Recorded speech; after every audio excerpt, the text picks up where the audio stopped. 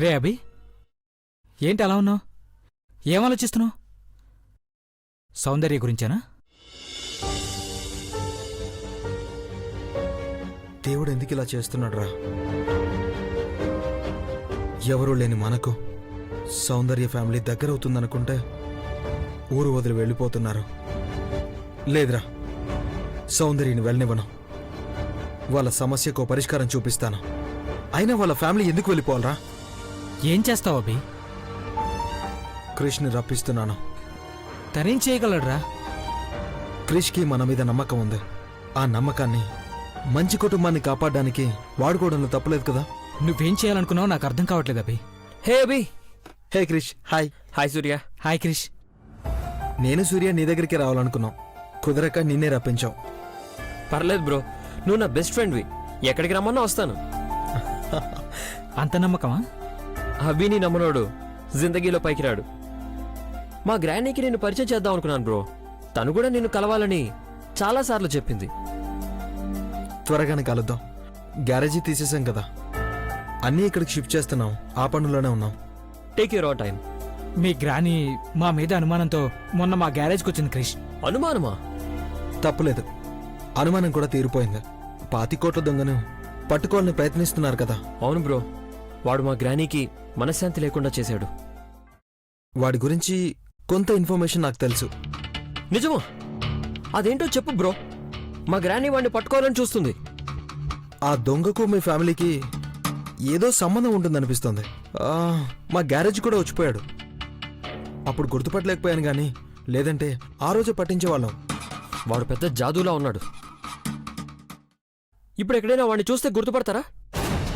Sure, కానీ వాడిని పట్టుకోవాలంటే మీ కుటుంబానికి సంబంధించి ఎవరైనా పాత శత్రువులు ఉంటే వాళ్ళ వివరాలు కావాలి. ఒకప్పుడు నాగపడగల వంశస్థులు శత్రువులుగా ఉండేవాళ్ళు.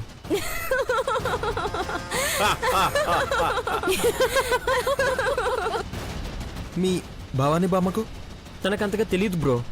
అయినా శత్రువులెవరు మా గ్రానీ ఎదురుగా నిలబడలేరు. ఇంట్లో పనిచేసే పని మనిషి పార్వతిని మా పెదనాన్న దేవా పెళ్లి చేసుకున్నారు.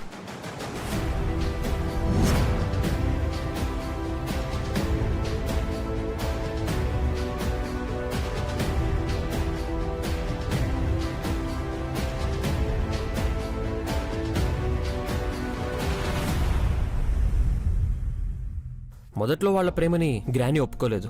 శత్రువైన నాగపడగల చంద్రముఖిని ఈ ఇంటి పెద్ద కోడలిగా ఎలా చేయలేదో, పని మనిషిలా ఈ ఇంట్లో అడుగు పెట్టిన పార్వతిని కూడా నా ఒప్పుకోను. చివరిసారిగా చెప్తున్నాను, నీకు ఈ పార్వతి ముఖ్యమా, ఘట్టమనేని కుటుంబం ముఖ్యమా?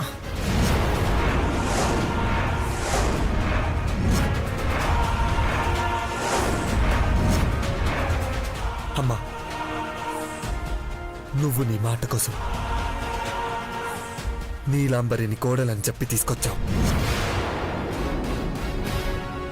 నేను అగ్ని సాక్షిగా అమ్మవారి సమక్షంలో పార్వతి మెడలో తాళి కట్టాను. తనని కాదంటే నాకు నువ్వు నేర్పిన నీతి, న్యాయం, ధర్మం అన్నిటినీ వదులుకున్నట్టేమ్మా. నేనైతే నా భార్య పార్వతిని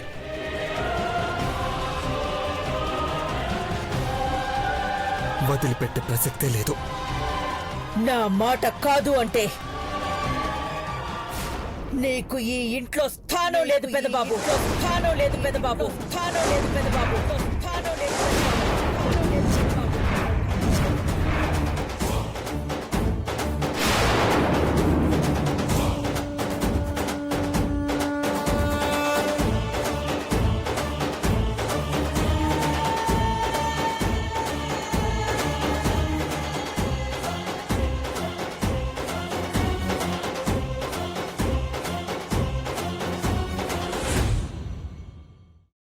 మా పెద్దమ్మ పెదనాన్న ఓ ప్రమాదంలో చనిపోయారు.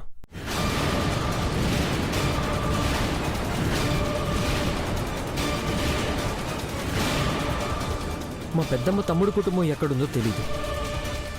వాళ్ళ కోసం కూడా గ్రానీ వెతుకుతూనే ఉంది. వాళ్ళని తీసుకొచ్చి మా ఇంట్లోనే ఉంచాలని ఆవిడ కోరిక. మీ పెద్దమ్మ పార్వతిని మీ ఇంట్లో పని మనిషిగా ఎవరు చేర్చారు? వాళ్ళ నాన్న హనుమంతు మా గ్రానీ దగ్గర డ్రైవర్గా పనిచేసేవాడంట. కూతురిని కొడుకుని ఊరు నుండి సిటీకి తీసుకొచ్చి మా ఇంట్లోనే పని మనిషిగా చేర్పించాడు. ప్రేమకి ఆస్తి అంతస్తులతో సంబంధం ఉండదు కదా. మా పెదనాన్న చాలా మంచివాడంట.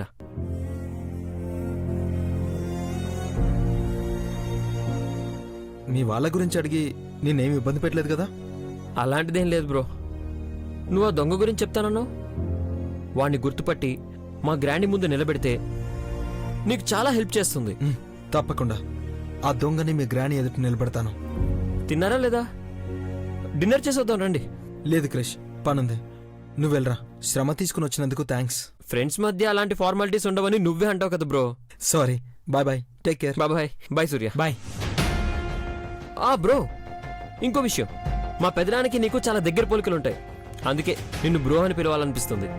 నువ్వు ఎలా పిలిచినా నాకు సంతోషమే. Bye bye bro. బాయ్. ప్రతి ఫ్యామిలీలో ఒక లవ్ స్టోరీ ఉంటుందనుకుంటా. కథ ఉంటుంది.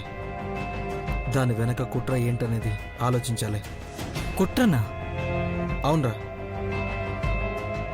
క్రిష్ వాళ్ళ పెద్దమ్మ పెదనాన్న చనిపోవడానికి సౌందర్య ఫ్యామిలీకి ఏదైనా సంబంధం ఉంటుందా? అలా ఎలా? ఆ హత్య భవానీ ఏమైనా ఏదో లింక్ మిస్ అవుతుందిరా.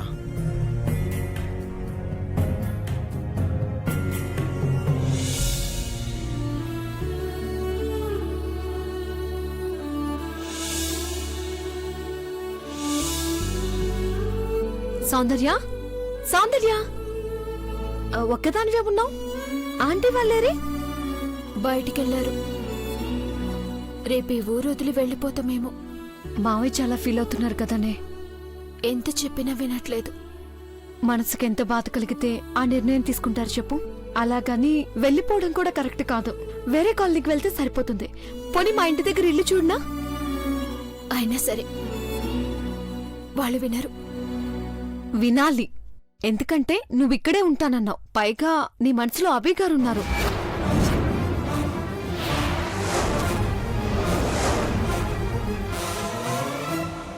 ఆ విషయం ఇప్పుడు కనుక తెలిస్తే ఇంకా కోప్పడతారు.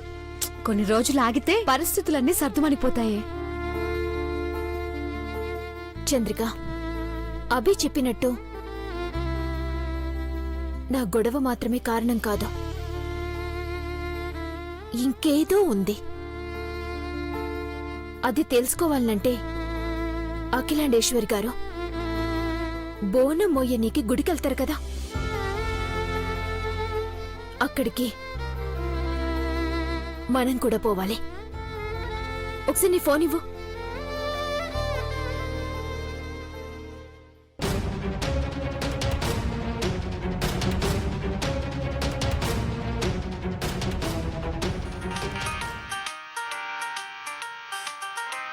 ఇది ఫోన్ చేస్తుందేంటి? ఎవరు? చంద్రిక, సౌందర్య ఫ్రెండ్.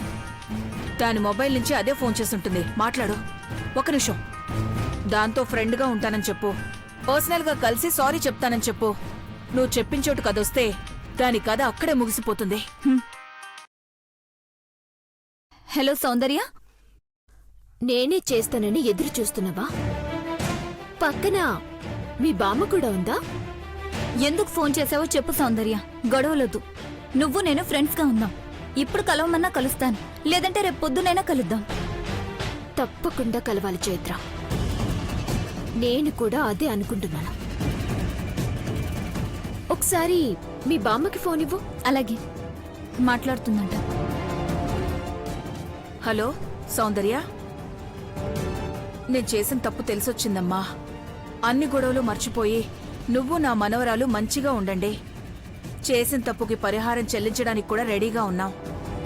ఇప్పుడు రమ్మంటావా? నీకు నాకు దగ్గరలో బూత్ బంగ్లా ఉంది, అక్కడికొస్తాను.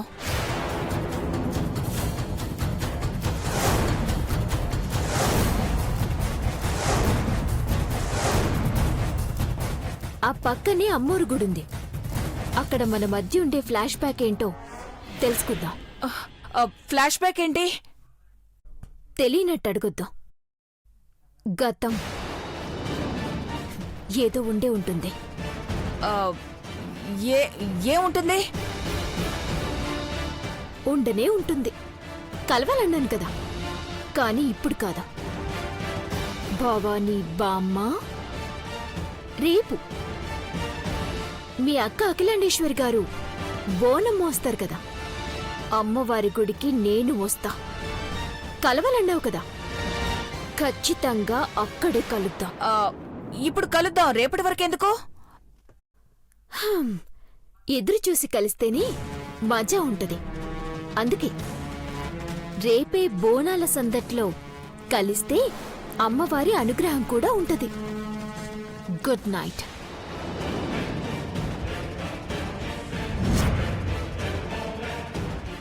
చైత్ర, దీనికేదో అనుమానం వచ్చినట్టుంది. రేపు అఖిలక్క బోనం మోసే గుడి దగ్గరే కలుద్దాం అంటోందంటే ఇది మనకి ఏదో ఎసరు పెట్టేలా ఉంది. గ్రాని రాకుండా చూడు భవాని. ఆ సౌందర్య వచ్చిందంటే దాన్ని అమ్మవారి గుడి దగ్గరే బలిద్దాం. సరే, నన్ను అరగంట ఆలోచించుకోనివ్వు చైత్ర.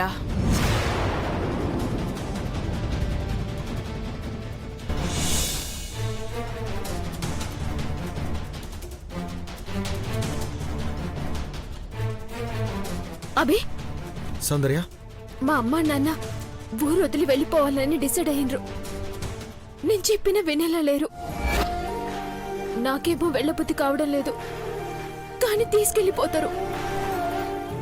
నా కోసం నువ్వు వస్తావు కదా, వచ్చి నన్ను చూస్తావు కదా. అసలు నిన్ను వెళ్ళనిస్తే కదా. ఏంటి మీరనేది? సౌందర్య ఫ్యామిలీలో ఎవరు ఈ సిటీ దాటరు. రేపు బోనం ఎత్తినాక ఎట్టి పరిస్థితుల్లో వెళ్ళిపోదామన్నారు. అభి ఆలోచన వేరే ఉంది సిస్టర్. నేను అడిగిన దానికి తెలిస్తే సమాధానం చెప్పు సౌందర్య. హనుమంతు అనేవాళ్ళు మీ బంధువుల్లో ఎవరైనా ఉన్నారా? హనుమంతు హనుమంతు మా తాతయ్య అభి, గని వాళ్ళ నాన్న. మీ మేనత్త పార్వతి హనుమంతు కూతురు పార్వతి, కొడుకు గని. గని అవును. రే రే సూర్య, విన్నావా? అర్థమైంది అభి. ఏమర్థమైంది? నిన్ను మీ ఫ్యామిలీని ఆ భవానీ ఎందుకు టార్చర్ పెడుతుందో నాకు అర్థమైంది. ఏంటా ప్రాబ్లం? వివరంగా చెప్పండి అభి గారు. సౌందర్య వాళ్ళ మేనత్త పోలికలతో ఉంది కాబట్టే ఆ భవానీ గుర్తుపట్టింది. నేను మా మేనత్తలా ఉంటే ఆవిడకేంది ఇబ్బంది? ఎందుకంటే మీ మేనత్త పార్వతి ఘట్టమనేని అఖిలాండేశ్వరి గారి పెద్ద కోడలు కాబట్టి.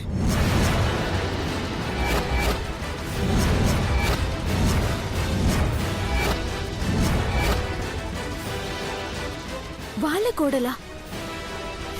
మీ అత్తయ్యను అఖిలాండేశ్వరి గారి పెద్ద కొడుకు దేవా ప్రేమించి పెళ్లి చేసుకున్నాడు. వాళ్ళిప్పుడు లేరు. అదే రూపంలో ఉండే నువ్వు అఖిలాండేశ్వరి గారికి ఎదురుపడితే భవానీ వాళ్ళ మనవరాలి స్థానంలోకి పోటీ వస్తావని నిన్ను తప్పించడం కోసమే నీ కుటుంబం మొత్తం మీద కక్ష పెంచుకున్నారు. అభి, ఇదంతా ఎలా? అవును సౌందర్య, క్రిష్ వల్ల నాకు నిజం తెలిసింది. మా మేనత్త ఘట్టమనేని ఇంటి కోడలా? అఖిలాండేశ్వరి గారు చేరదీసినందుకు మా తాతయ్య మేనత్త అక్కడ. ఇదేది మా గాని నాకు చెప్పలేదు అభి. భయపడ్డా. అందుకే ఈ ఊరు వదిలి పోదామన్నాడు. ఇప్పుడు నాకు అర్థమైంది. భవాని కనపడినప్పుడు నన్ను కోపంగా చూసేది, గని వాళ్ళని బెదిరించింది. గుళ్ళో కూడా వాళ్ళకు నేను కనపడకూడదని మా నాన్న నా మొహానికి పసుపు రాసిండు. ఆ భవానీ వల్ల నాకు ఆపదని అట్లా చేసిండో. అభి, మా గురించి ఆలోచించి ఈ సమస్యకు పరిష్కారం చూపించాలని ప్రయత్నిస్తున్నందుకు నీకెట్లా థ్యాంక్స్ చెప్పాలో తెలియట్లేదు.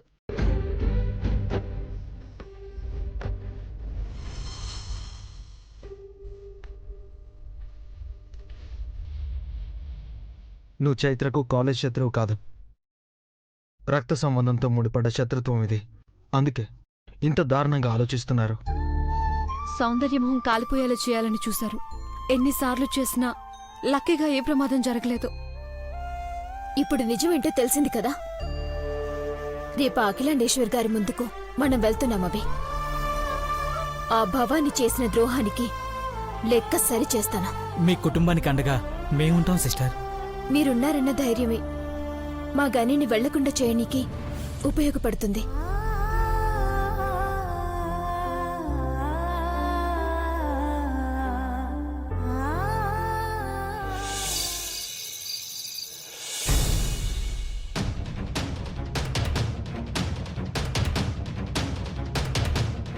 ఏం ఆలోచిస్తున్నావు భవానీ? అఖిలక్క జరిగిందంతా మర్చిపోవాలంటే ఒకటి జరగాలి. ఏం జరగాలి? చెప్తాను. ముందు నువ్వు పార్టీ పేరుతో క్రిష్ని బయటికి తీసుకెళ్ళు. తన దగ్గర ఫోన్ లేకుండా చేయి. ఉదయం వరకు క్రిష్ ఇంటికి రాకూడదు. క్రిష్ గంట కనిపించకపోతేనే అక్క కంగారు పడుతుంది. అలాంటిది ఉదయం దాకా కనిపించకుండా పోతే అదే టెన్షన్లో ఉంటుంది. బోనాల గురించే కాదు, బయట భూకంపం వచ్చినా పట్టించుకోకుండా క్రిష్ గురించి ఆలోచిస్తూ ఉంటుంది. ఏం ప్లాన్ చేసావు భవానీ? సూపర్! ఇప్పుడే క్రిష్ బావని బయటకు తీసుకెళ్తాను.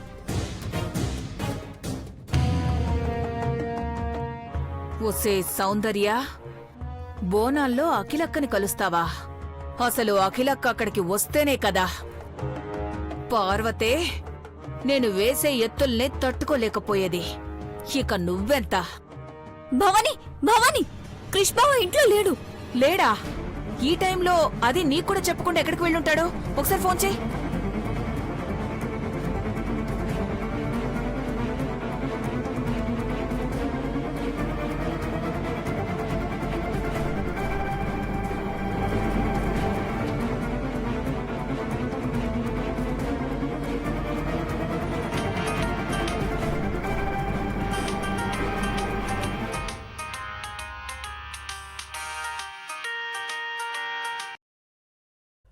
హలో బావ ఎక్కడున్నావు?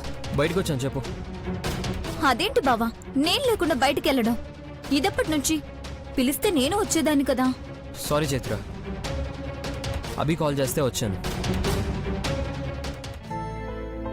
చంద్రిక, మా అత్త ఘట్టమనేని ఇంటి కోడలే అని తలుచుకుంటుంటేనే ఎంత గర్వంగా ఉందో తెలుసా? ఆ అఖిలాండేశ్వర్ గారు మా కోసం వెతుక్కుంటూ వస్తున్నా మా గని ఎందుకు దూరంగా ఉంటున్నాడో అర్థం కావట్లేదు.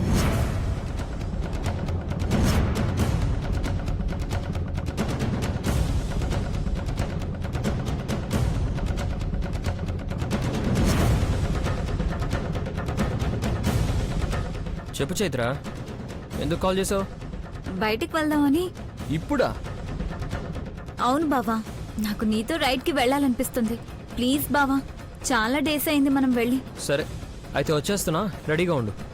నువ్వు రావడమే లేట్ బావా.